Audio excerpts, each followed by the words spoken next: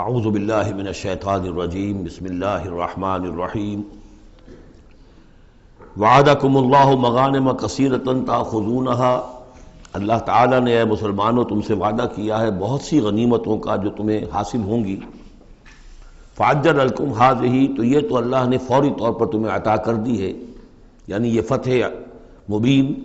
وکف ایدی الناس عنکم، اور لوگوں کے ہاتھ تمہاری جانب سے روک لیے، یعنی جنگ اگر ہوتی ظاہر بات ہے کہ قریش بھی پھر اگر اس میں اپنی قوت کا مظاہرہ کرتے تو کچھ نہ کچھ نقصان تو مسلمانوں کا بھی ہوتا۔ کف ایدی الناس عنکم، ان کے ہاتھ باندھ لیے اور روک لیے اللہ نے تم سے۔ وَلِتَكُونَ آیَةً لِّلْمُؤْمِنِينَ، اور تاکہ یہ اہل ایمان کے لیے ایک نشانی بن جائے۔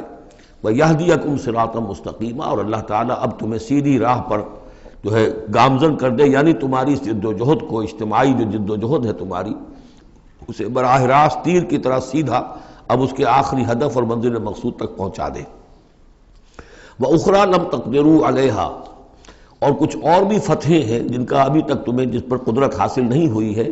قد احاط اللہ بہا، اللہ تعالیٰ ان کا بھی احاطہ کیے ہوئے ہے، یعنی یہ کہ اس کے فوراً بعد تمہیں ایک فتح ملے گی جو کہ خیبر کی ہوگی، کیونکہ یہ اس جو رکوع ہم نے دوسرا پڑھائے ہیں، تیسرا اس سے پہلے نازل ہوا ہے، اور یہ کہ پھر فتح مکہ ہونے والی ہے۔ اللہ تعالیٰ نے یہ تمام فتوحات جو اللہ کے تو علم میں ہے، اللہ کے نے ان کا احاطہ کیا ہوا ہے۔ وَكَانَ اللَّهُ عَلَىٰ كُلِّ شَيْءٍ قَدِيرًا، اللہ ہر چیز پر قادر ہے۔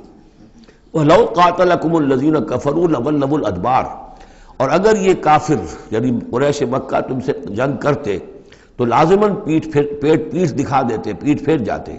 ثُمَّ لَا يَجِدُونَ وَلِيًّا وَلَا نَصِيرًا، اور پھر نہ پاتے اپنے لیے کوئی حمایتی، کوئی مددگار۔ سنت اللہ التی قد خلت من قبل، یہ اللہ کی وہ سنت ہے، اس کا دستور ہے، اس کا قانون ہے کہ جو پہلے سے چلا آ رہا ہے، یعنی یہ کہ اللہ تعالیٰ اپنے رسولوں کی مدد کرتا ہے۔ تو اب رسول کے ساتھ اگر وہ جنگ پر آمادہ ہو گئے ہوتے تو یقیناً ان کو پیٹھ دکھانی پڑتی اور شکست ان کا مقدر بنتی۔ سنت اللہ التی قد خلت من قبل ولن تجد لسنت اللہ تبدیلا، اور نہیں پاؤ گے تم اللہ کی سنت اور اللہ کے دستور میں کوئی تبدیلی۔ وَهُوَ الَّذِي كَفَّ أَيْدِيَهُمْ عَنْكُمْ وَأَيْدِيَكُمْ عَنْهُمْ بِبَطْنِ مَكَّةَ، وہی ہے جس نے روک لیے ان کے ہاتھ تمہاری طرف بڑھنے سے اور تمہارے ہاتھ ان کی طرف بڑھنے سے۔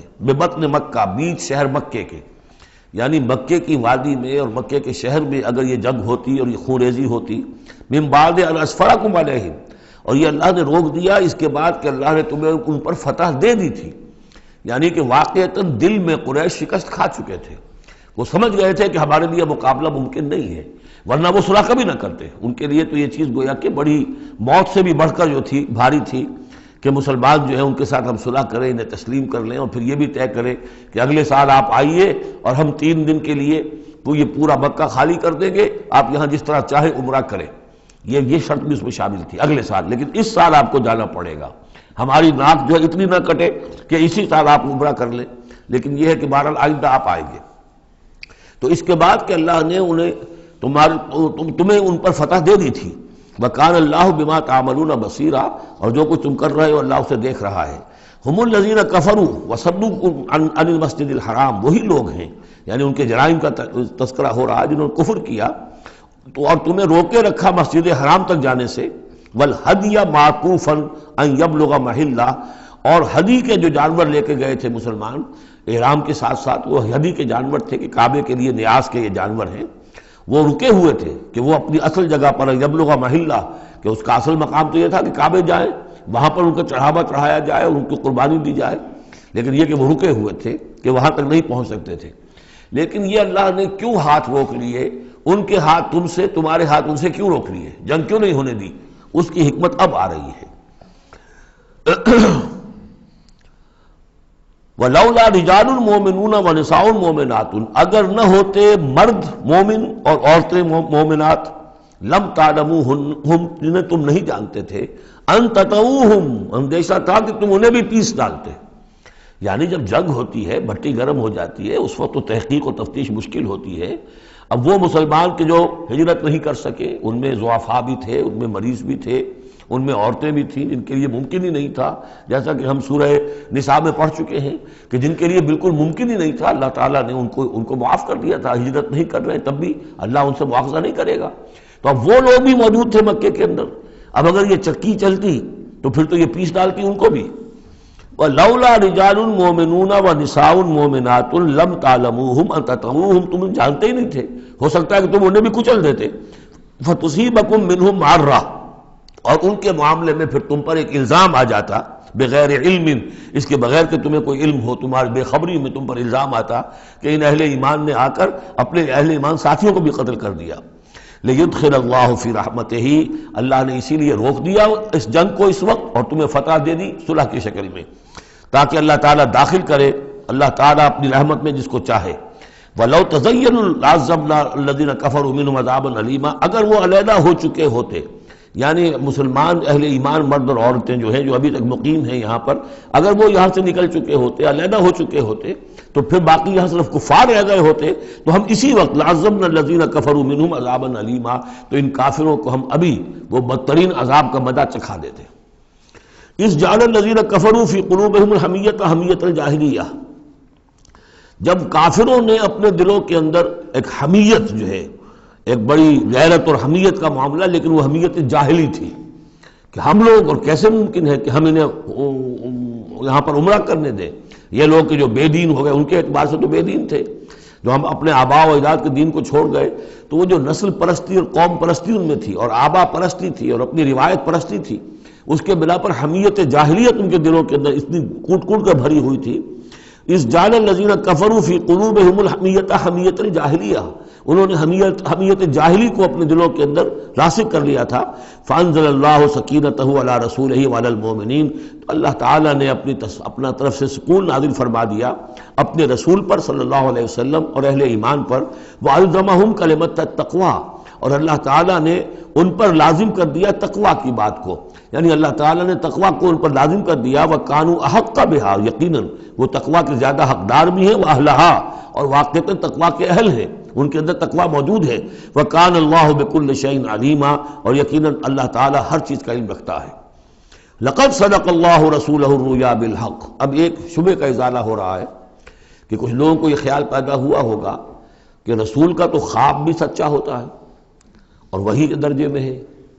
حضور نے ہمیں فرمایا تھا کہ میں نے خواب دیکھا کہ ہم عمرہ کر رہے ہیں تو چلو، اور یہاں ہم عمرہ نہیں کر سکے تو رسول کا خواب جھوٹا ہو گیا. یہ اگر شک کسی کے دل میں پیدا ہوا تو اس کو ظاہر کر رہے ہیں کہ رسول کا خواب جھوٹا نہیں ہوا. یعنی یہ کہ اس میں جب حضور سے پوچھا بھی گیا، آپ نے تو فرمایا تھا کہ ہم عمرہ کریں گے، تو آپ نے فرمایا تھا یہ میں نے کب کہا تھا کہ اسی سال ضرور کریں گے، عمرہ کریں گے. چنانچہ اگلے سال وہ عمرہ ہوا. سن 7 میں اسے عمرہ قضا کہتے ہیں، جو صلح حدیبیہ میں طے ہو گیا تھا کہ اگلے سال آپ آئیے عمرہ کیجئے، تو عمرہ قضا جو ہے یہ عمرہ چونکہ رہ گیا تھا، درمیان میں ہی بند ہو گیا، تو عمرہ قضا، اس عمرے کی قضا اگلے سال جو ہے سن 7 میں آپ نے دی. اور 3 دن تک قریش نے مکے کو خالی کر دیا، پہاڑوں پر چڑھ گئے، اور مسلمان 3 دن تک مکے کے اندر مقیم رہے، انہوں نے اپنے اطمینان سے عمرہ ادا کیا. تو فرمایا لقد صدق اللہ رسولہ الرؤیا بالحق، اللہ نے بالکل سچا دکھایا خواب اپنے رسول کو، اس میں قطعاً کسی جھوٹ کا شائبہ نہیں. لَتَدْخُلُنَّ الْمَسْجِدَ الْحَرَامَ إِنْ شَاءَ اللَّهُ آمِنِينَ مُحَلِّقِينَ رُؤُوسَكُمْ وَمُقَصِّرِينَ لَا تَخَافُونَ، تم اے مسلمانوں لازماً داخل ہوگے مسجد حرام میں انشاءاللہ پورے امن کے ساتھ، آمنین بے کھٹکے، محلقین رؤوسکم ومقصرین، اپنے سروں کو حلق بھی کراؤ گے اور قصر بھی کراؤ گے. سر منڈوا دینا احرام کھولتے ہوئے یہ گویا کہ حلق ہے، اور چھوٹے بال کر دینا یہ قصر ہے. تو محلقین رؤوسکم ومقصرین لا تخافون، اور تمہیں کوئی اندیشہ نہیں ہوگا. یعنی جو ہو گیا اگلے سال کہ بالکل مکہ خالی، کوئی اندیشہ نہیں، کوئی مٹ بھیڑ نہیں، کسی طرف سے کوئی تانا نہیں، کوئی بری بات بھی سننے میں نہیں آئی، اور وہ سب لوگ جو ہیں وہ رہے اپنے پہاڑوں کے اوپر. فعلم ما لم تعلموا، تو اللہ جانتا ہے جو تم نہیں جانتے. فجعل من دون ذلك فتحا قریبا، تو اس کے بعد اللہ تعالیٰ نے ایک بڑی فتح رکھی ہے قریب، یعنی یہ کہ اس کے فوراً بعد اس سے ورے، اس لیے کہ اس عمرہ قضا سے پہلے فتح خیبر ہوئی ہے، اور بہت جو مغانم کا تذکرہ ہو رہا ہے اس میں جو غنیمت آئی ہے بہت نمایاں، وہ غزوہ خیبر کی ہے. ایک تو یہ کہ یہودیوں کا گڑھ تھا، بہت مالدار تھے، پھر یہاں سے جو گئے تھے 2 قبیلے نکل کر گئے تھے، وہ بھی اکثر ان میں سے وہیں آباد ہو گئے تھے، تو وہ ان کی بڑی جمعیت تھی وہاں پر، اور یہودی ویسے مالدار ہوتے ہیں. تو وہاں پہ جو غنیمت ملی ہے مسلمانوں کو اس کے طرف اشارہ ہو رہا ہے۔ اللہ تعالیٰ نے اس سے پہلے کہ تم عمرہ قضا ادا کرو اور جب تم داخل ہوگے مسجد حرام، اس سے پہلے جو ہے اللہ تعالیٰ تمہیں فتح دے گا، نصیب کرے گا۔ اب وہ آیت آ گئی، هو الذی ارسل رسولہ بالہدی ودین الحق لیظہرہ علی الدین کلہ، یعنی یہ جو سلسلہ اب جا رہا ہے، صراط مستقیم، سیدھا راستہ کس منزل کی طرف جا رہا ہے؟ دنیا میں مسلمانوں تمہاری جد و جہد کی منزل کیا ہے؟ اللہ کے دین کا غلبہ، اس لیے کہ ہم نے اپنے رسول کو بھیجا ہی اس کام کے لیے۔ یہ سورہ توبہ میں آیت ہم پڑھ چکے ہیں، فرق صرف یہ ہے کہ وہاں پر تھا هو الذی ارسل رسولہ بالہدی ودین الحق لیظہرہ علی الدین کلہ ولو کرہ المشرکون، یہاں آخری حصہ ہے وکفی باللہ شہیدا۔ لیکن سورہ توبہ والی آیت جوں کی توں پھر سورہ صف میں آ جائے گی، وہ بھی اب زیادہ دور نہیں رہی ہے، وہ بھی ہم جلدی پڑھیں گے۔ تو اللہ نے تو بھیجا ہے اپنے رسول کو صلی اللہ علیہ وسلم الہدا دے کر، یعنی قرآن حکیم جو ہدایت کاملہ ہے، نو انسان را پیام آخری حامل او رحمت للعالمین، هو الذی ارسل رسولہ بالہدی ودین الحق، اور دین حق دے کر بھیجا ہے۔ یہ دین کی بات کیجئے، اب دیکھیے الدین، ان اقیم الدین، اللہ کے دین کو قائم کرو۔ ام لہم شرکاء شرعوا لہم من الدین ما لم یأذن بہ اللہ، کیا ان کے شریکوں نے بھی کوئی دین دیا ہے انہیں؟ اللہ نے انہیں دین حق دیا ہے، اور دین حق اس لیے دیا ہے کہ اسے غالب کرے کل کے پورے نظام زندگی کے اوپر، پورے نظام زندگی پر۔ وہی ہے جس نے بھیجا ہے اپنے رسول کو صلی اللہ علیہ وسلم بالہدا، ہدایت دے کر، قرآن دے کر، ودین الحق، اور سچا دین، حق دین، عادلانہ نظام زندگی دے کر، لیظہرہ علی الدین کلہ، تاکہ وہ غالب کریں اسے کل کے کل نظام زندگی پر، وکفی باللہ شہیدا، اور کافی ہے اللہ مدد کے لیے۔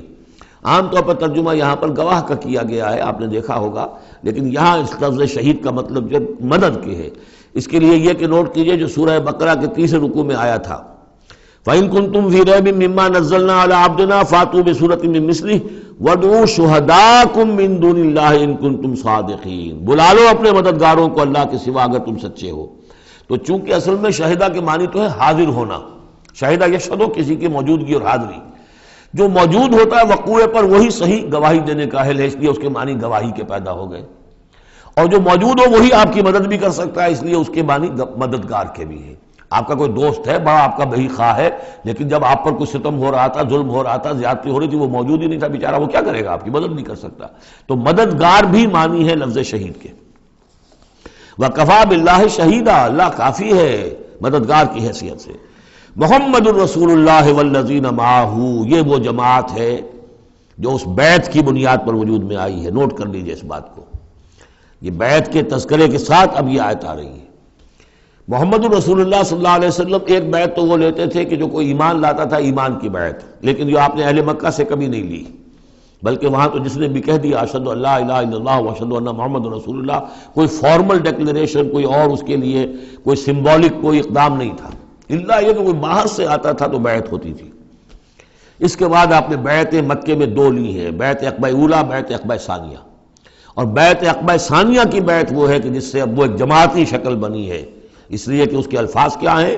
متفق علیہ روایت ہے، یہ بخاری اور مسلم دونوں میں، راوی اس کے حضرت عبادہ بن صامت رضی اللہ تعالیٰ عنہ۔ وہ بیعت کیا تھی؟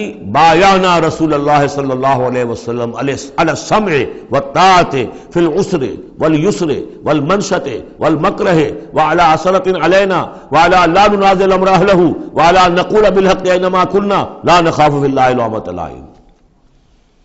ہم نے بیعت کی تھی اللہ کے رسول سے کہ آپ کا ہر حکم سنیں گے اور مانیں گے، اطاعت کریں گے، فی العسر والیسر، خواہ مشکل ہو اور خواہ آسانی ہو، والمنشط والمکرہ، خواہ ہماری طبیعت آمادہ ہو، خواہ ہمیں اپنی طبیعتوں پر جبر کرنا پڑے، وعلی عثرۃ علینا، خواہ ہم پر دوسروں کو ترجیح دی جائے۔ ہم کبھی نہیں کہیں گے کہ ہم آپ کے پرانے ساتھی ہیں، آپ نے بالکل ایک نووارد کو ہمارے اوپر امیر کیسے مقرر کر دیا، نہیں، اٹس یور پریروگیٹو، یہ آپ کا اختیار ہوگا، جس کو آپ چاہیں امیر بنائیں۔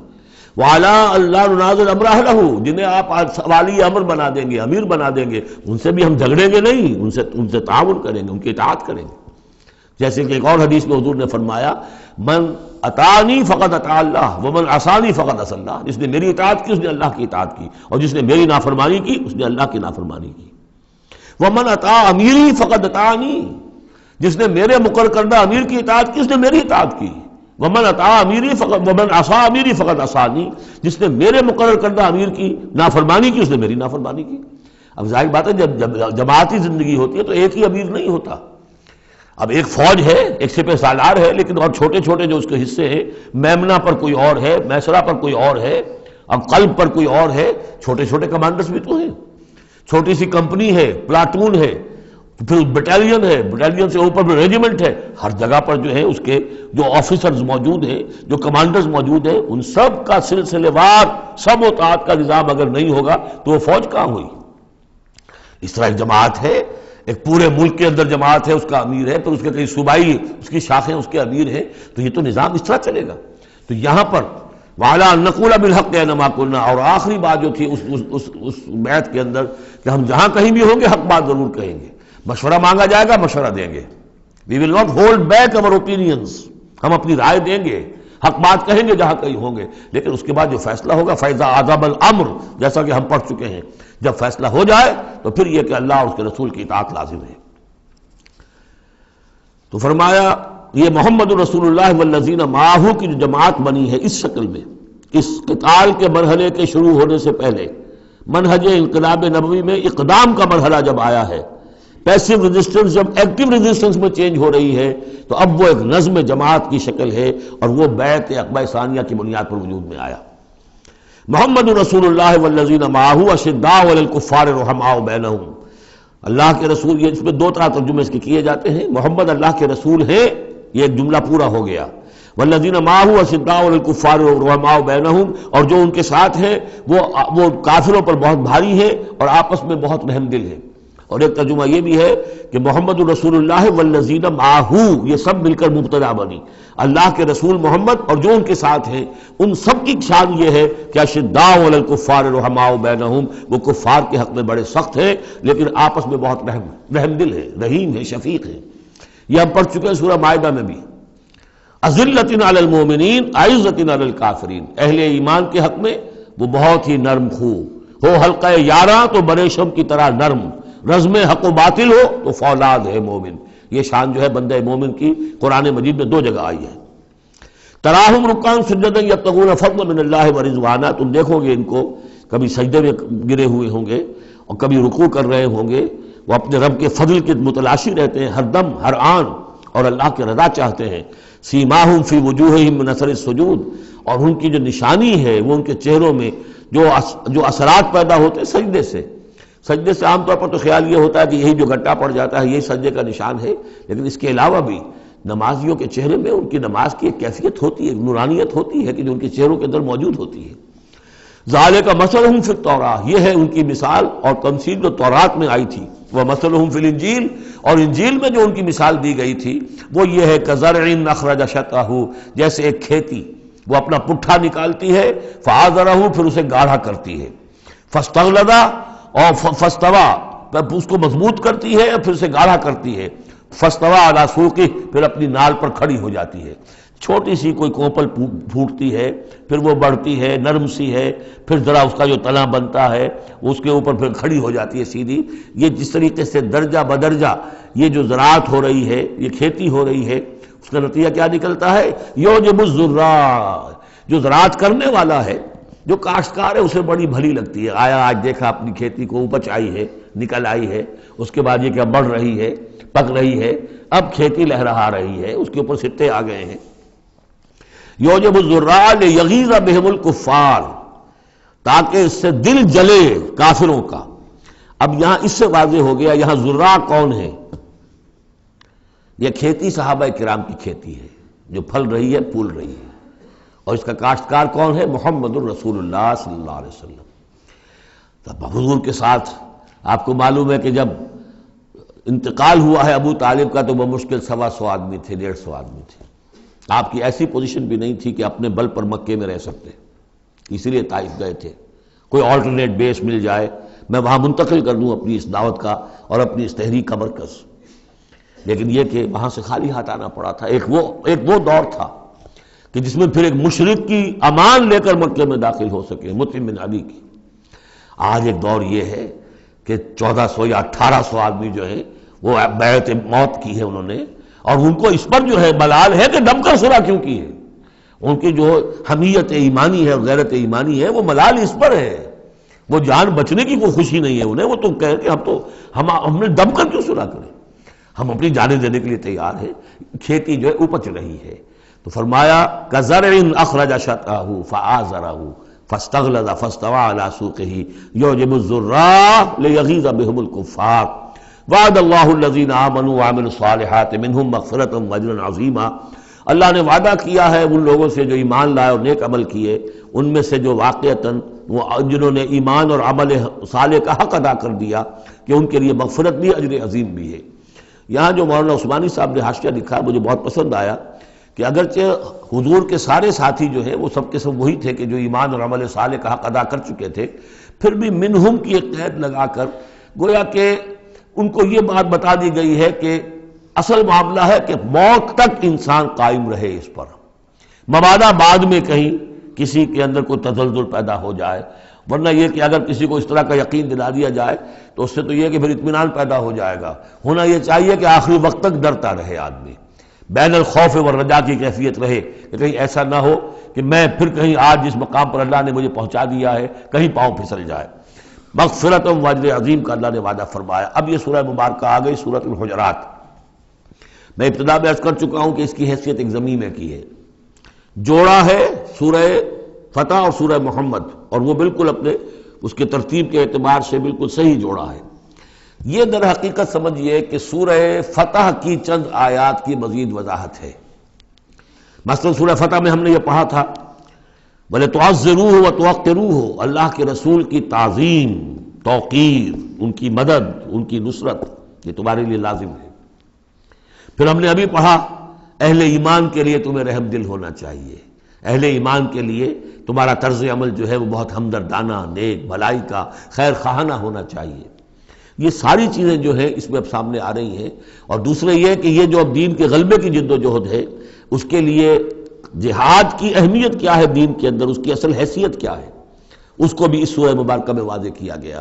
تو سورہ حجرات کل 18 آیات ہیں، 2 رکوعوں پر مشتمل ہے، لیکن جیسا کہ میں نے عرض کیا تھا مسلمانوں کی جو اجتماعی زندگی، معاشرتی زندگی ہونی چاہیے، مسلمانوں کا مسلمانوں کے ساتھ کیسا سلوک ہونا چاہیے، مسلمانوں کا کیا رویہ ہونا چاہیے محمد الرسول اللہ صلی اللہ علیہ وسلم کے ساتھ، اور پھر یہ کہ اسلامی ریاست کی بنیاد کیا ہے، دستوری بنیاد کیا ہے، اور اس کی اصل میں اساس جو ہے وہ کس چیز پر قائم ہے، یہ ساری چیزیں اس سورہ مبارکہ میں بیان ہوئی ہیں۔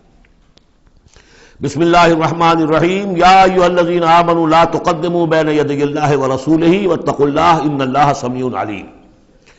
اہل ایمان مت آگے بڑھو اللہ اور اس کے رسول سے، اور اللہ کا تقوی اختیار کرو، اللہ سب کچھ سننے والا ہے، سب کچھ جاننے والا ہے۔ یہ پہلی آیت جو ہے یہ گویا کہ ہر اسلامی ریاست کی دفعہ نمبر 1 ہے، یا ہم یہ کہہ سکتے ہیں دفعہ نمبر 1 تو یہ ہو کہ یہاں حاکمیت اللہ کی ہے، لیکن حاکمیت اللہ کی کیسے یہاں پر ہوگی؟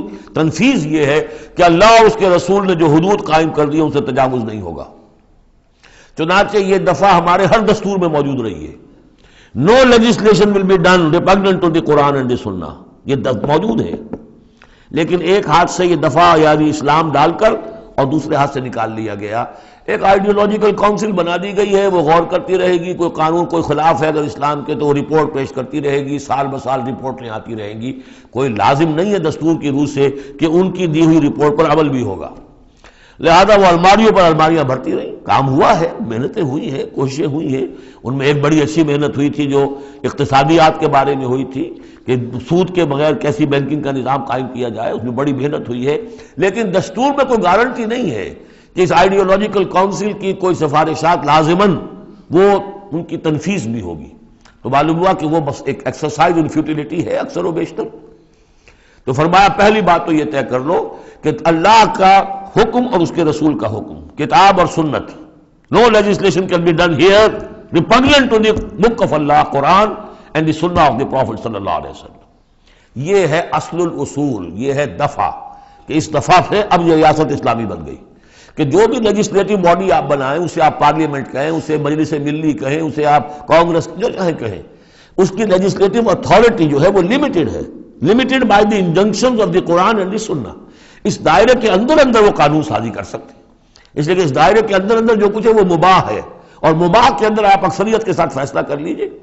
کسی دعوت میں آپ کر رہے ہیں، مہمان بلا رہے ہیں، اس میں مشروب کون سا سرو کیا جائے، اس میں روح افزا شربت پلایا جائے یا کوئی 7 اپ پلایا جائے یا کیا کیا جائے، اب اس کو اب وہ بھی مباح ہے وہ بھی مباح ہے، اب کثرت رائے سے فیصلہ کر لیجیے۔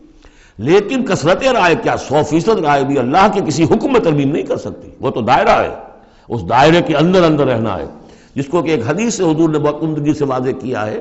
آپ نے فرمایا مثل المومن کا مثل الفرس فی عقیتہ، مومن کی مثال ایسی ہے جیسے کہ گھوڑا جو بندھا ہوا ہے کھوٹے کے ساتھ۔ ظاہر بات ہے مومن میں جو اللہ کو مانتا ہے تو اللہ کے حکم سے بندھ گیا، رسول کو مانتا ہے رسول کے فرمان سے بندھ گیا، قرآن کو مانتا ہے تو قرآن کے احکام سے بندھ گیا۔ تو ایک آدمی وہ ہے مادر پدر آزاد ہے، نہ اللہ کو جانے نہ رسول کو جانے نہ کسی آسمانی ہدایت کو مانے، وہ جو چاہے قانون بنائے، وہ سوڈمی کو بھی جائز قرار دے دیں، ہومو سیکسولیٹی کو بھی جائز قرار دے دیں، 2 مردوں کی شادی کو جائز قرار دے دیں، لیگل سٹیٹس دے دیں، ان کی مرضی ہے جو چاہے کریں، لیکن مسلمان تو پابند ہوتا ہے۔ تو پہلی یہ آیت جو ہے انتہائی اہم ہے، اور گویا کہ اس کی ترجمانی ہے جو پاکستان کے دستور میں وہ الفاظ لکھے ہوئے ہیں، No legislation can be done here repugnant to the Quran and Sunnah. یا ایھا الذین آمنوا لا تقدموا بین یدی اللہ ورسولہ واتقوا اللہ ان اللہ سمیع علیم۔ اس کے بعد جو آ رہی ہیں 4 آیتیں، یہ خاص طور پر حضور کے ساتھ کیا طرز عمل ہونا چاہیے۔ دستوری بنیاد اسلامی ریاست کی یہ آ گئی، اللہ اور اس کے رسول کے احکام کی اطاعت، لیکن ایک ہماری ثقافت، ہماری تہذیب، ہمارے کلچر کی ایک بنیاد ہے، اور وہ بنیاد کیا ہے؟ حضور کی تعظیم، حضور سے محبت، حضور کے نقش قدم کی پیروی، آپ کے سرتابی نہ کرنا، آپ کے آواز کے مقابلے میں اپنی آواز بلند نہ کرنا۔ اب یہ آرام یہ ہے وہ توقروہ و تعزروہ، یہ گویا کہ اس کی شرح ہے۔ یا ایھا الذین آمنوا لا ترفعوا اصواتکم فوق صوت النبی، اہل ایمان اپنی آواز کبھی بلند نہ کرنا نبی کی آواز پر، ولا تجہروا لہ بالقول کجہر بعضکم لبعض، اور جس طرح تم آپس میں بلند آواز سے ایک دوسرے سے بات کر لیتے ہو، ایسی حرکت کوئی نبی کے ساتھ نہ کر بیٹھنا۔ ان تحبط اعمالکم، مبادا تمہارے سارے اعمال حبط ہو جائیں۔ تم سمجھو گے میں نے کوئی گناہ کبیرہ تو نہیں کیا ہے، میں نے چوری نہیں کی، ڈاکہ نہیں ڈالا، زنا نہیں کیا، کچھ نہیں کیا، لیکن نہیں، گستاخانہ طرز عمل نبی کی شان میں یہ تمہارے سارے کاموں کو حبط کر دے گا، اکارت کر دے گا۔ وانتم لا تشعرون، تمہیں پتہ بھی نہیں چلے گا۔ ان الذین یغضون اصواتهم عند رسول اللہ اولئک الذین امتحن اللہ قلوبهم للتقوی، ایک چیز کو ایک منفی انداز میں بھی کہا، اب یہ کہ مثبت انداز میں، شاباش دینے کے انداز میں، بے شک وہ لوگ جو اپنی آوازیں پست رکھتے ہیں رسول اللہ کے سامنے، یہی وہ لوگ ہیں کہ جن کے دلوں کو اللہ نے چن لیا ہے، امتحان کر کے جانچ پرکھ کر چن لیا ہے، اختیار کر لیا ہے تقوی کے لیے۔ اب ان کے دلوں میں اللہ تعالیٰ تقوی زیادہ سے زیادہ پیدا کر دے گا۔ لہم مغفرۃ واجر عظیم، ان کے لیے مغفرت ہے اور بہت بڑا اجر ہے۔ ان الذین ینادونک من وراء الحجرات اکثرهم لا یعقلون، یہ بھی ایک سوء ادب تھا، اور یہ ویسے بھی عام معاشرت کے اعتبار سے بھی سوء ادب ہے۔ وہ لوگ آتے تھے بدو باہر سے، اب حضور کا اپنے معمولات تھے، کس وقت آپ کو برآمد ہونا ہے اپنے حجرے سے، اور وہ باہر سے کھڑے ہو گئے، یا محمد اخرج علینا، آئیے ذرا باہر تشریف لائیے۔ فرمایا ان الذین ینادونک من وراء الحجرات، بے شک وہ لوگ جو آپ کو پکارتے ہیں دیواروں کے پیچھے سے، حجرات کے باہر سے، اکثرهم لا یعقلون، ان میں سے اکثر وہ ہے جو عقل نہیں رکھتے۔ وَلَوْ أَنَّهُمْ صَبَرُوا، اگر وہ صبر کرتے حتیٰ تخرج الیہم، کہ آپ خود برآمد ہوتے اپنی حجرے سے، تشریف لاتے باہر، لَكَانَ خَيْرًا لَهُمْ، یہ ان کے حق میں بہت بہتر تھا۔ وَاللَّهُ غَفُورٌ رَحِيمٌ، اللہ غفور اور رحیم ہے۔ یہ انہوں نے جان بوجھ کے گستاخی نہیں کی، یہ صرف بدو ہوتے تھے، اور ظاہر بات ہے وہ مہذب لوگ نہیں تھے، اس حوالے سے ان کے ہاں جو بھی تھا، اور عرب کا بدو وہ تو یوں سمجھیے کہ بہت ہی زیادہ ان آداب وغیرہ سے بہت ناواقف، بہت دور، تو اس لیے انہوں نے کہا کہ اگرچہ انہوں نے کی ہے یہ زیادتی، لیکن اللہ غفور ہے اور رحیم ہے، بخشنے والا ہے، آئندہ اس کا اعادہ نہ ہو۔ اس کے بعد 8 احکام آ رہے ہیں مسلمان معاشرے کو مضبوط اور مربوط رکھنے کے لیے، اس لیے کہ اقامت دین کی جد و جہد، غلبہ دین کی جد و جہد، اگر یہ جماعت مضبوط نہیں ہے، مستحکم نہیں ہے، مربوط نہیں ہے، تو ظاہر بات ہے جد و جہد کمزور ہوگی۔ اور اس کے اندر رکھنے کہاں سے پیدا ہو سکتے ہیں؟ 2 بڑے حکم اور 6 چھوٹے حکم۔ ویسے وہ چھوٹے کس وجہ سے کہہ رہا ہوں وہ بھی میں آپ سے عرض کر دوں گا، اس لیے کہ وہ ایک آیت میں 3 جمع کیے، اور یہاں پہلے جو 2 بڑے حکم آ رہے ہیں ان کے لیے مستقل آیات نازل ہوئی۔ بڑے احکام میں سے پہلا کیا ہے؟ یا ایھا الذین آمنوا ان جاءکم فاسق بنبأ فتبینوا ان تصیبوا قوما بجہالۃ فتصبحوا علی ما فعلتم نادمین۔ اہل ایمان، اگر تمہارے پاس کوئی فاسق شخص آئے جو متقی نہیں ہے، وہ آئے کوئی بڑی خبر لے کر، اطلاع لے کر، فتبینوا، تو تحقیق کر لیا کرو، اس کی خبر پر کوئی اقدام نہ کر گزرنا۔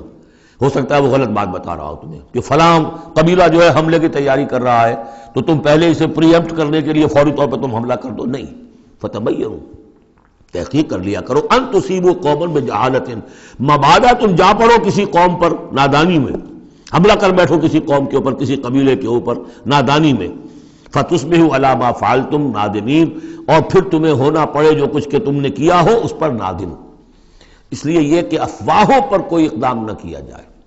ہاں خبر لانے والا صدیق اکبر ہو رضی اللہ تعالیٰ عنہ، بات دوسری ہے، لیکن یہ کہ جو شخص جو ہے قابل اعتماد نہیں ہے، اس کا کردار، اس کی زندگی جو ہے اس طرح کی نہیں ہے، تو اس کے بارے میں اس کی رائے ہوئی کسی خبر پر فوراً کوئی اقدام درست نہیں ہوگا، اس کی پوری طرح تحقیق کرو، تفتیش کرو۔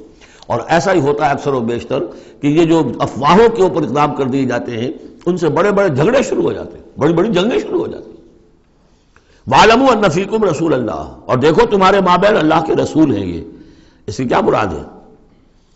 یعنی محمد صلی اللہ علیہ وسلم اللہ کے رسول ہیں، لیکن یہ تم میں سے بعض خواتین کے شوہر بھی ہیں، بعض اشخاص کے داماد بھی ہیں، بعض کے خسر بھی ہیں، یہ رشتے ہیں کہ نہیں؟ بعض کے بھتیجے بھی ہیں۔ تو اگرچہ ان کے رشتے ہیں، لیکن ازواج کو بھی سمجھنا چاہیے کہ یہ صرف میرے شوہر نہیں، یہ اللہ کے رسول ہیں۔ بڑا فرق ہوگا اگر صرف شوہر سمجھ کر کوئی معاملہ کیا، اور لیکن یہ کہ یہ حیثیت نگاہ میں نہ رہے کہ یہ اللہ کے رسول ہے۔ اگر حضرت ابو بکر اور حضرت عمر سمجھے ہمارا داماد ہے، داماد تو بیٹے کے برابر ہوتا ہے نا، نہیں، اللہ کا رسول، ان کی جو حیثیت تمہارے سامنے مقدم رہنی چاہیے وہ یہ کہ اللہ کے رسول ہے۔ وَاعْلَمُوا أَنَّ فِيكُمْ رَسُولَ اللَّهِ، یہ اللہ کے رسول ہیں اگرچہ محمد ابن عبداللہ، کوئی شک نہیں، لیکن اللہ کے رسول ہیں۔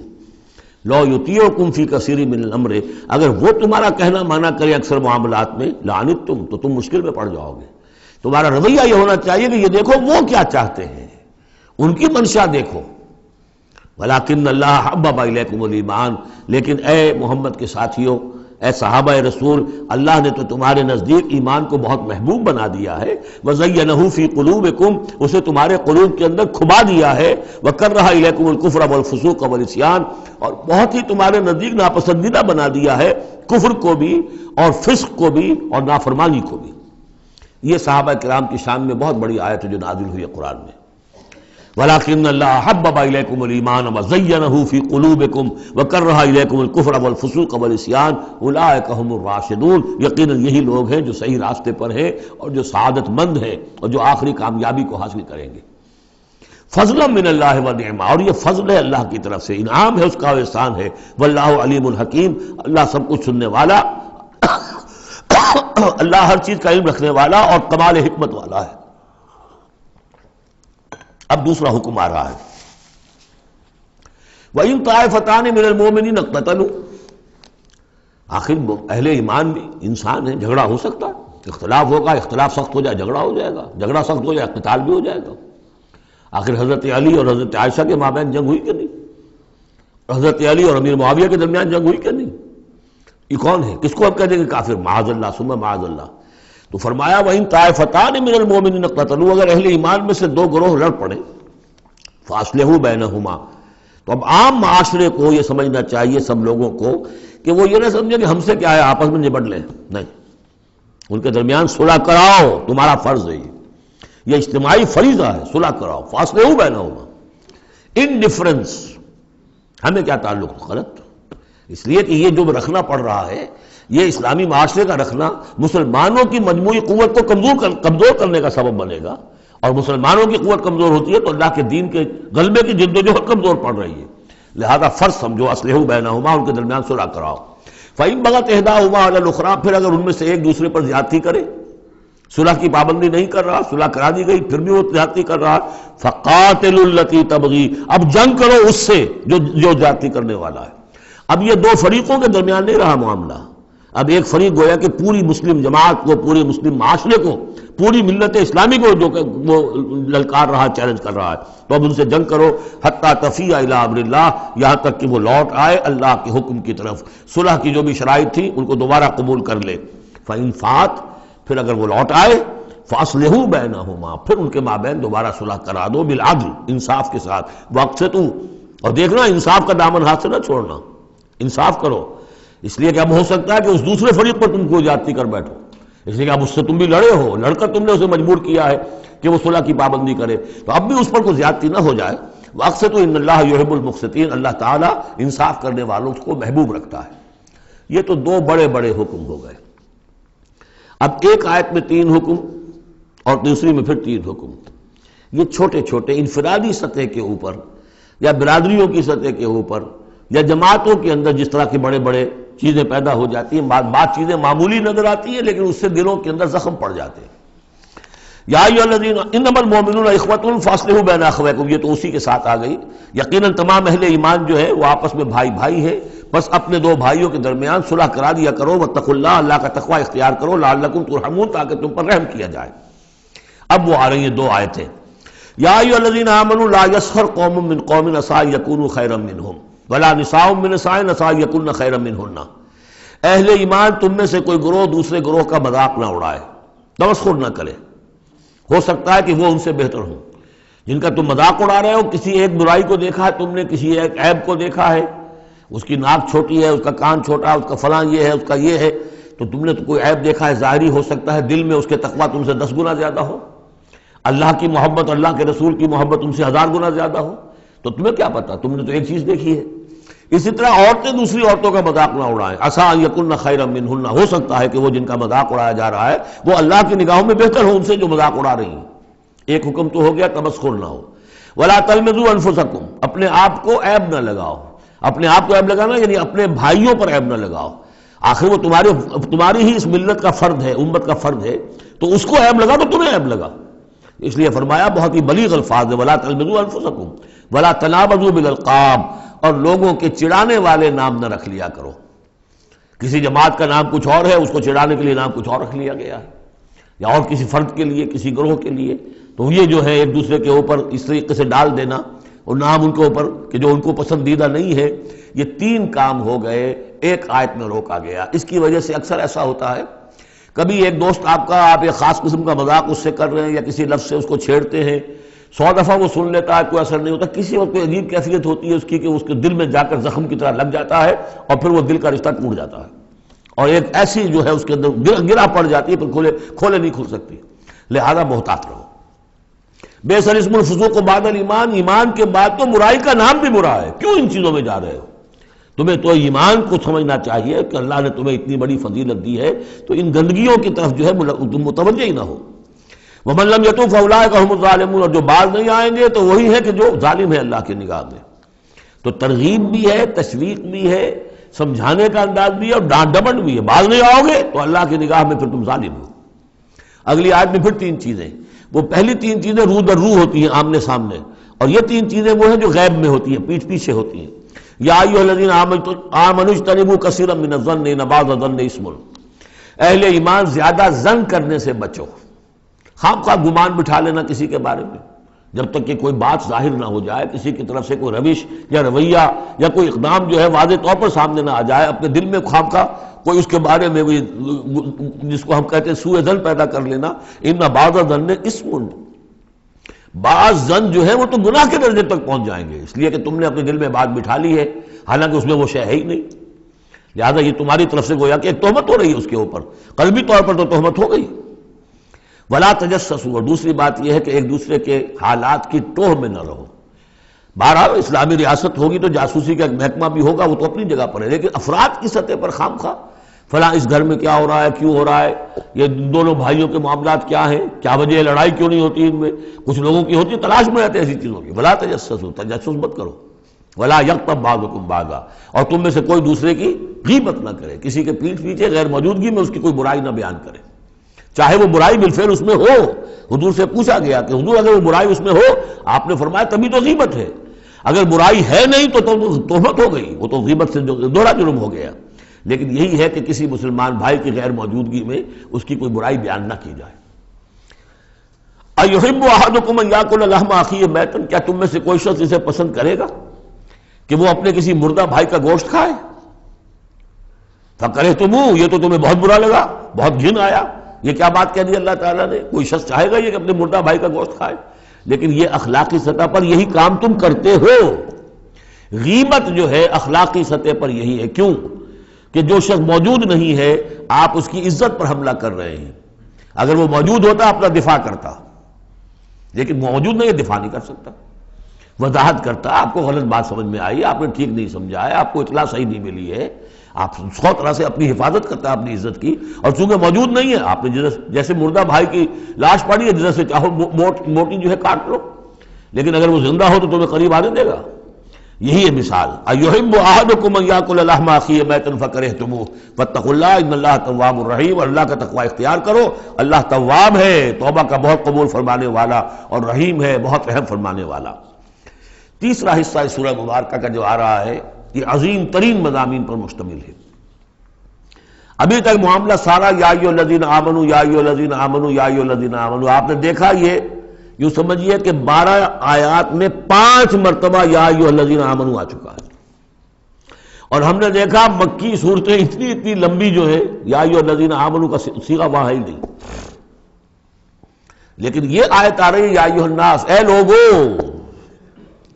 اے لوگو انا خلقناکم من ذکر و انثی، اے لوگو ہم نے تمہیں پیدا کیا ہے، تم سب کو، چاہے مومن ہو چاہے غیر مومن ہو، چاہے مسلمان ہو چاہے کافر ہو، تم سب کو ہم نے پیدا کیا ہے من ذکر و انثی، ایک مرد اور ایک عورت سے، حضرت آدم اور حوا کی اولاد ہو تم۔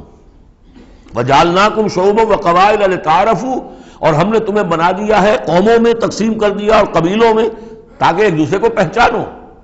یہ رنگ کا فرق، نسل کا فرق، اور یہ شکل و شبہات کا فرق، یہ جو بھی انسان کے نقوش ہیں ان کا فرق، زبانوں کا فرق، یہ قوموں اور قبیلوں میں جو فرق اور امتیاز ان میں ڈالا ہے تاکہ پہچان سکو۔ سارے انسان ایک ہی رنگ کے، ایک ہی شکل و صورت کے، ایک ہی معلوم ہوتا کہ سانچہ ہے فیکٹری کا، اسی میں سے سب بنے چلے آ رہے ہیں، ایک ہی زبان بولتے تو پہچانتے کیسے ایک دوسرے کو؟ یہ سارا ہے صرف پہچان کے لیے، یہ نہیں ہے کہ فلاں نسل اعلیٰ ہے، فلاں گھٹیا ہے، فلاں اونچی ہے، فلاں نیچی ہے۔ جیسا کہ آپ نے خطبہ دیا تھا جو آخری خطبہ ہے حجۃ الوداع کا، لا فضل لعربی علی عجمی ولا لعجمی علی عربی ولا لاحمر علی اسود ولا لاسود علی احمر الا بالتقوی، کسی عربی کو، کسی عرب کو عجمی پر کوئی فضیلت نہیں، کسی عجمی کو کسی عرب پر کوئی فضیلت نہیں، کسی سرخ رو کو کسی سیاہ فام پر کوئی فضیلت نہیں، کسی سیاہ فام کو کسی سرخ رو پر کوئی فضیلت نہیں۔ ہاں فضیلت ہے تو تقوی کی بنیاد پر ہے۔ ایچ جی ویلز نے اپنی history of a concise history of the world میں یہ پیسج کوٹ کر کے لکھا کہ اگرچہ اس سے پہلے بھی تاریخ انسانی میں human fraternity, equality and freedom, انسانی حریت و اخوت و مساوات کے واس تو بہت کہے گئے، لیکن یہ ہے کہ تاریخ انسانی میں یہ ماننا پڑتا ہے کہ پہلی مرتبہ ان اصولوں پر بالفعل ایک معاشرہ قائم کیا محمد نے صلی اللہ علیہ وسلم۔ حالانکہ دشمن ہے، اس نے حضور کی سیرت پر حملے کیے ہیں بالکل وہی اسی طرح کے جیسے رشدی نے کیے ہیں۔ رشدی نے ذرا انداز اور زیادہ گھناؤنا استعمال کیا چونکہ وہ تو فکشن اس نے ایک طور سے بنائی ہے، لیکن اس نے وہ تاریخ لکھ رہا تھا تو اس طرح کا انداز تو نہیں ہے، لیکن باتیں وہی کہی ہیں۔ اس کے باوجود اس بات کو ماننے پر مجبور ہو گیا کہ واقعہ یہ ہے کہ محمد نے، وہ تو رسول اللہ تو نہیں مانتا، کہ یہ ماننا پڑتا ہے کہ پہلی مرتبہ for the first time in history he established a society based on these principles of human fraternity, equality and freedom. اگرچہ جو تازہ ایڈیشن ہے اس کتاب کا concise history of the world, اس میں سے یہ پیسج نکال دیا، اب تو ایڈیٹرز اور ہیں، البتہ پرانا ایڈیشن کہیں یونیورسٹی سے لیجیے، لائبریری سے، اور وہاں سے آپ کو وہ مل جائے گا پیسج۔ یا ایھا الناس انا خلقناکم من ذکر و انثی وجعلناکم شعوبا وقبائل لتعارفوا، یہ تعارف کے لیے، ان اکرمکم عند اللہ اتقاکم، یقیناً تم میں سب سے زیادہ باعزت اللہ کے نزدیک وہ ہے جو سب سے بڑھ کر متقی ہے۔ ان اللہ علیم خبیر، یقیناً اللہ تعالیٰ سب کو جاننے والا اور باخبر ہے۔ قالت الاعراب آمنا، اب ایک اور بہت اہم بات آ گئی۔ اسلامی معاشرہ اور اسلامی ریاست کی جو شہریت ہے اس کی بنیاد کیا ہے؟ ایمان یا اسلام؟ ایمان تو دل میں ہے، چھپی ہوئی شے ہے، ویریفائبل نہیں ہے یا نہیں ہے، کیسے معلوم ہوگا؟ دنیا میں جو آپ کو قانون بنانا ہے، دنیا میں جو معاشرہ بنانا ہے، دنیا میں جو ریاست بنانی ہے، اس میں کون شامل ہوگا؟ اس کی ساری بنیاد اسلام پر ہے، ایمان پر نہیں ہے۔ لیکن آخرت میں سارا دار و مدار ایمان پر ہے، اسلام پر نہیں ہے۔ آپ جو ہے یہاں کی ابھی سینسس ہوگا آپ کے ملک میں، آپ مسلم لکھا ہوا ہے آپ کے خانے میں مسلم، لیکن یہ کہ اس کی بنا پر اللہ کے ہاں چھوٹ نہیں ہو جائے گی، اللہ دیکھے گا ایمان بھی تھا کہ نہیں۔ ان اللہ لا ينظر الى صورکم ولا الى اموالکم ولکن ينظر الى قلوبکم واعمالکم، اللہ تمہاری صورتوں اور اموال کو نہیں دیکھتا، تمہارے دلوں اور اعمال کو دیکھتا ہے۔ تو یہ جو ایمان اور اسلام کا فرق ہے، اسلامی ریاست اسلامی معاشرے کی اس بحث میں اہم ترین ہے، اس کی بنیاد ایمان پر نہیں ہے، اسلام پر ہے۔ اس کے لیے بیان کیا کیا؟ قالت الاعراب آمنا، یہ بدو کہہ رہے ہیں ہم ایمان لے آئے۔ قل لم تؤمنوا، اے نبی ان سے کہہ دیجئے تم ہرگز ایمان نہیں لائے ہو۔ لم تؤمنوا ہے، یہ نفی جاد باللم ہو رہی ہے، فعل مضارع پر لم لا کر تاکید ہو جاتی ہے۔ ما آمنتم نہیں، لم تؤمنوا، تم ہرگز ایمان نہیں لائے ہو، ولکن قولوا اسلمنا، یوں کہو کہ ہم اسلام لے آئے ہیں، ہم مسلمان ہو گئے، ہم نے اطاعت قبول کر لی۔ وَلَمَّا يَدْخُلِ الْإِيمَانُ فِي قُلُوبِكُمْ، ابھی تک ایمان تمہارے دلوں میں داخل نہیں ہوا۔ وَإِن تُطِيعُوا اللَّهَ وَرَسُولَهُ، لیکن اگر تم اللہ اور اس کے رسول کی اطاعت کرتے رہو گے، لَا يَلِدْكُم مِّنْ أَعْمَالِكُمْ شَيْئًا، اللہ تعالیٰ تمہارے اعمال میں سے کوئی کمی نہیں کرے گا۔ ان اللہ غفور الرحیم، اللہ غفور الرحیم ہے۔ یعنی قانون تو یہی بنتا ہے، اصول تو یہ بنتا ہے، جب تک ایمان دل میں نہ ہو تو کسی کا کوئی عمل قبول نہ ہو۔ لیکن اللہ غفور ہے، رحیم ہے، اس کی شان غفاری اور اس کی شان رحیمی کے صدقے سے اللہ نے تمہیں یہ رعایت دی ہے کہ اگر نفاق نہ ہو، چاہے ایمان ابھی دل کے اندر راسخ نہیں ہے، لیکن اللہ اور اس کے رسول کی اطاعت کرتے رہو، اگرچہ یہ اطاعت ہوگی total obedience, partial obedience is no obedience, it has to be total. ادخلوا فی السلم کافہ، اسلام میں بھی جزوی داخلہ جو ہے قبول نہیں ہے، پورا کا پورا ہم تن سموچے۔ لیکن بہرحال اسلام تو یہ ہے۔ اب اگر تم جاننا چاہو کہ مومن کسے کہتے ہیں تو سن لو، اس کی ڈیفینیشن یہ آ گئی۔ اب یہ میں نے سورہ انفال کے دوران بھی اس کو وضاحت کیا تھا کہ اس کے دو حصے جو اس ڈیفینیشن کے، سورہ انفال میں دوسری آیت، دوسری تیسری، اور ادھر آخر سے پہلی آیت جو ہے اس میں ان کو دونوں کو علیحدہ کر دیا گیا۔ یہ ہے گویا کہ comprehensive definition of a Muslim, of a momin. Who از اے مومن؟ انما المؤمنون الذین آمنوا باللہ ورسولہ ثم لم یرتابوا، مومن تو بس صرف وہ ہے جو ایمان لائے اللہ پر اور اس کے رسول پر، پھر شک میں ہرگز نہیں پڑے۔ لم یرتابوا، پھر وہی جہاد میں لم، ہرگز کوئی شک نہیں پیدا کیا، یعنی یقین بن گیا، ایمان دل کے اندر راسخ ہو گیا۔ جیسے کہ فرمایا صحابہ کرام کے بارے میں، وَلَٰكِنَّ اللَّهَ حَبَّبَ إِلَيْكُمُ الْإِيمَانَ وَزَيَّنَهُ فِي قُلُوبِكُمْ، تمہارے دلوں میں کھبا دیا اس نے۔ جب تک ایمان دل میں داخل نہیں ہوا، دل میں راسخ نہیں ہوا، صرف زبان پر ہے آمنت باللہ وملائکتہ وکتبہ ورسلہ، یہ اسلام ہے۔ بنی الاسلام علی خمس، اس میں یقین قلبی شامل نہیں ہے۔ شہادت اللہ الہ الا اللہ وان محمد رسول اللہ، زبان سے گواہی کہ اللہ کے سوا کوئی معبود نہیں اور محمد اللہ کے رسول ہے، وإقام الصلاۃ وإیتاء الزکوٰۃ وصوم رمضان وحج البیت۔ اس لیے کہ ایمان ذرا کسی اور شے کا نام ہے۔ وہ ایمان کیا ہے؟ اس کے دو حصے کر دیے۔ اب یہ اس شہادت سے نیچے یقین قلبی والی بات ایڈ ہو جائے اور ادھر عمل میں جہاد ایڈ ہو جائے تو 7 چیزیں ہوں گی تو اب یہ مومن شمار ہوگا۔ 5 چیزیں تو اسلام وہ تو ہونی ہے۔ مومن جو ہے وہ مسلم تو ہوگا ہی لا محالہ، لیکن اس سے اوپر کی منزل ہے تو 2 چیزیں اور بڑھ جائیں گی۔ وہ کیا ہے؟ انما المؤمنون الذين آمنوا بالله ورسوله ثم لم يرتابوا وجاهدوا باموالهم وانفسهم في سبيل الله، اور جہاد کریں اپنے مالوں کے ساتھ اور اپنی جانوں کے ساتھ اللہ کی راہ میں۔ اولئک هم الصادقون، یہ لوگ ہیں جو سچے ہیں، دعوی ایمان میں سچے ہیں۔ کہنا آسان ہے آمنت باللہ وملائکتہ وکتبہ، لیکن واقعتاً ایمان ہے یا نہیں اس کا جائزہ لے لو۔ جیسا کہ میں نے عرض کیا، باطل کے نظام کے تحت زندگی گزارتے ہوئے اگر اس کو ذہناً قبول کیا ہوا ہے، اس کی چاکری کر رہے ہیں، اسی کی خدمت کر رہے ہیں اور اپنی توانائیاں صرف کر رہے ہیں اسی نظام کے تحت پھلنے اور پھیلنے اور پھولنے میں، زیادہ کمائیں، زیادہ بڑے گھر میں رہیں، زیادہ شاندار محل ہو، زیادہ ہماری کار لمبی ہو، ہمارا یہ ہو، ہمارا وہ ہو، سارا دن رات اور سارا خون پسینہ اسی کام کے لیے ہوا، وہ مومن نہیں ہو سکتا۔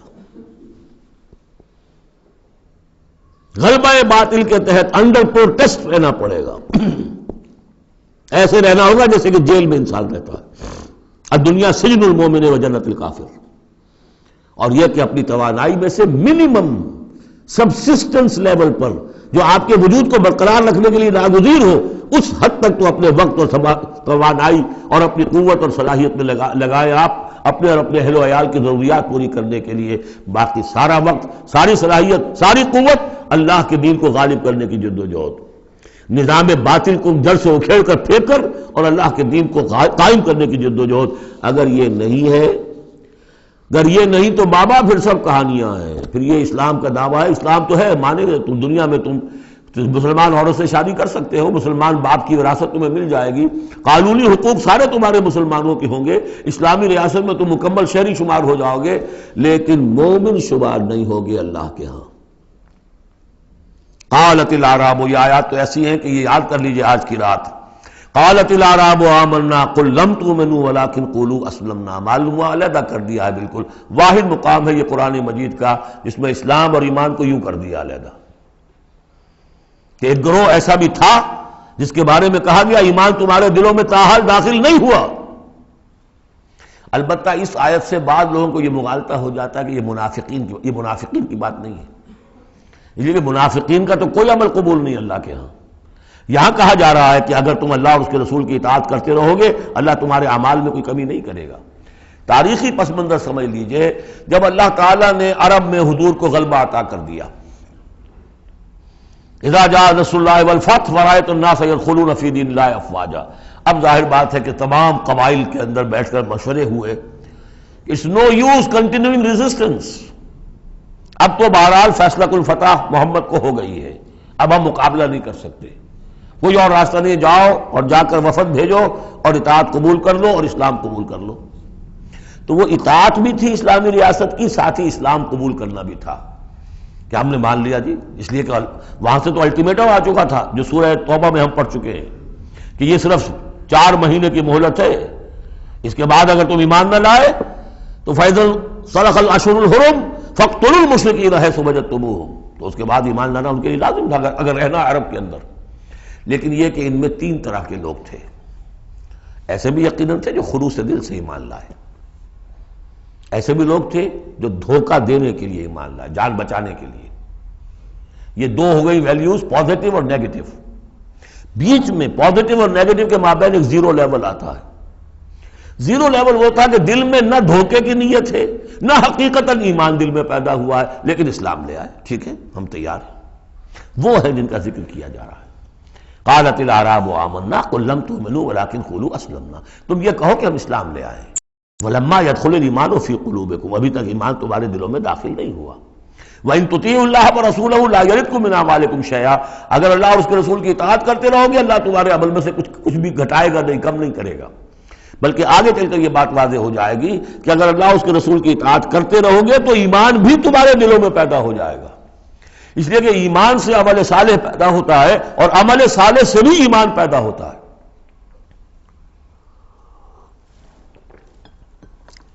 لیکن اگر تم جاننا چاہو دل میں یہ امنگ پیدا ہو جائے، اللہ کرے کہ ہم میں سے ہر شخص کے دل میں یہ آج ارادہ اور امنگ پیدا ہو جائے اور یہ وہ آرزو پیدا ہو جائے جس کے اوپر علامہ اقبال نے جو کہا ہے کہ آرزو اول تو پیدا ہو نہیں سکتی کہیں اور، ہو جائے تو مر جاتی ہے یا رہتی ہے خام.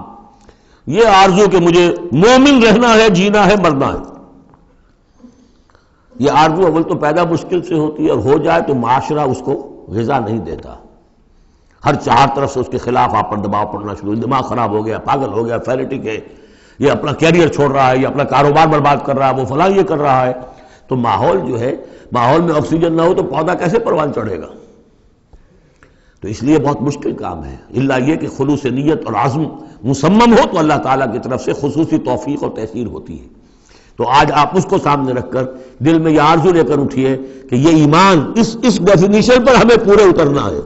وہ ڈیفینیشن کیا ہے؟ انما المؤمنون الذین آمنوا باللہ ورسولہ ثم لم یرتابوا وجاہدوا باموالہم وانفسہم فی سبیل اللہ اولئک هم الصادقون. اس آیت کے شروع اور آخر دونوں میں اسلوب حصر ہے. مومن صرف وہ ہیں جو ایمان لائے اللہ پر، اس کے رسول پر، پھر شک میں ہرگز نہیں پڑے، ان کے دل میں اس ایمان نے یقین کی شکل اختیار کر لی اور پھر انہوں نے جہاد کیا اللہ کی راہ میں، کھپائے اس میں اپنے مال بھی اپنی جانیں بھی. یہی لوگ حقیقت میں سچے ہیں اپنے دعوی ایمان میں.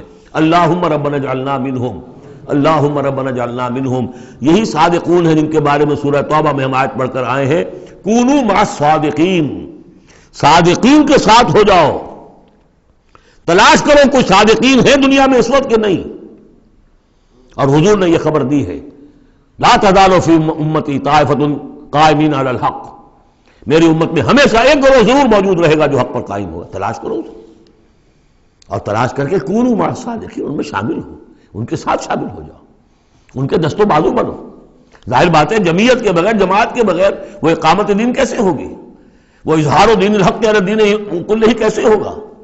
محمد رسول اللہ والذین معہ حزب اللہ بن گئے تھے، تبھی تو دین قائم ہوا نا. اب وہ ساری کیفیات جو سورہ حجرات میں آئیں. قل اتعلمون اللہ بدینکم، اب یہ نوٹ کر لیجئے، جن لوگوں کے دلوں میں وہ ایمان نہیں تھا وہ اسلام لانے پر حضور پر اپنے احسان جتایا کرے. حضور دیکھیے ہم تو لڑے بھڑے بغیر اسلام لے آئے، تو ہمارا تو حق زیادہ ہونا چاہیے. وہ ہماری ہریانے کی زبان میں یہ کہاوت ہے، تھوتھا چنا باجے گھنا. وہ چنا جو اندر سے کھوکھلا ہو چکا ہو اس کی آواز زیادہ ہوتی ہے. برتن خالی ہوگا تو آواز کھنکھنانے کی آتی ہے، برتن کے اندر پانی پڑا ہوا ہو تو پھر اس طرح کی آواز نہیں آتی. تو ایمان سے خالی تھے اس لیے وہ اپنی ایمان کے دعوے ذرا زیادہ کرتے تھے. قل اتعلمون اللہ بدینکم، تم اپنے دین کا جو اس طرح سے بڑھ چڑھ کر باتیں کرتے ہو تو اللہ کو بتانا چاہتے ہو، جتلانا چاہتے ہو اپنا دین. واللہ یعلم ما فی السماوات و ما فی الارض. اگر تمہیں ایمان حاصل ہوتا تو تم یہ جانتے کہ اللہ تو جانتا ہے جو کچھ کے آسمانوں میں اور زمین میں ہے. ایک بندہ مومن کے لیے تو یہ کہنے کی ضرورت ہی نہیں، واللہ بکل شیء علیم، اللہ تو ہر چیز کا علم رکھتا ہے. یمنون علیک ان اسلموا، اے نبی آپ پر احسان دھر رہے ہیں کہ ہم اسلام لے آئے. قل لا تمنوا علی اسلامکم، اے نبی سے کہہ دیجئے مجھ پر اپنے اسلام کا کوئی احسان مت دھرو. بل اللہ یمن علیکم، بلکہ اللہ تم پر احسان دھرتا ہے، ان ہداکم للایمان ان کنتم صادقین، کہ اس نے تمہیں ایمان کے راستے پر ڈال دیا ہے اگر تم سچے ہو. جب اسلام پر آ گئے ہو تو ایمان کے راستے پر چڑھ گئے ہو. اگر سچے ہو گے تو اب ایمان تمہارے اندر پیدا ہو جائے گا. اطاعت رسول کرتے رہو گے، اطاعت اللہ الہی کرتے رہو گے، نمازیں پڑھو گے، روزے رکھو گے، زکوٰۃ دو گے خوش کے ساتھ، تو ان اعمال کی بدولت ان کی نورانیت تمہارے قلوب کے اندر اترے گی اور اس سے تمہارے اندر ایمان پیدا ہو جائے گا. دیکھیے یہاں لفظ اسلام آیا تھا. پھر یمنون علیک ان اسلموا، یہ آپ پر احسان دھر رہے ہیں کہ وہ اسلام لے آئے. قل لا تمنوا علی اسلامکم، اے نبی کہہ دیجیے مجھ پر اپنے اسلام کا احسان مت دھرو. بل اللہ یمن علیکم، بلکہ یہ تو اللہ تم پر احسان دھر رہا ہے، ان ہداکم للایمان، کہ یہ جو تمہیں اسلام لانے کی توفیق دے دی اس نے، تو اس نے گویا کہ ایمان کی سڑک پر ڈال دیا، تمہیں اس راستے پر ڈال دیا ہے کہ جو ایمان تک لے جائے گی. ان کنتم صادقین، اگر تم اپنے اسلام میں صادق ہو. ہاں اسلام منافقانہ لائے ہو تو بات اور ہے، دل میں عداوت ہے، دشمنی ہے صرف جان بچانے کے لیے، اگر نیت یہی ہے تو پھر تو ظاہر بات ہے کہ نہ اسلام ہے اور نہ ایمان ہے. اگرچہ قانون اور پھر بھی مسلمان مانے جائیں گے. منافقین بھی آخری وقت تک مسلمان مانے گئے. منافقین جو ہے یہاں تک کہ رئیس المنافقین عبداللہ ابن ابی کی نماز جنازہ حضور نے پڑھائی ہے. یہ تو غزوہ تبوک کے بعد ہوا، پھر کہ منافقین کو ننگا بھی کیا گیا اور مسجد جو انہوں نے بنائی تھی مسجد ضرار وہ گرا بھی دی گئی. وہ سب کچھ ہوا بعد میں ہوا، پہلے نہیں. غزوہ تبوک تک کا معاملہ یہ تھا کہ پردہ پڑا ہوا تھا. بل اللہ یمن علیکم ان ہداکم للایمان ان کنتم صادقین ان اللہ یعلم غیب السماوات والارض، یقیناً اللہ تعالیٰ جانتا ہے آسمانوں اور زمین کی تمام چھپی ہوئی چیزیں، غائب اور غیب اللہ کے علم میں ہے. واللہ بصیر بما تعملون، اور جو کچھ تم کر رہے ہو اللہ اسے دیکھ رہا ہے. بارک اللہ لی ولکم فی القرآن العظیم ونفعنی وإیاکم بالآیات والذکر الحکیم.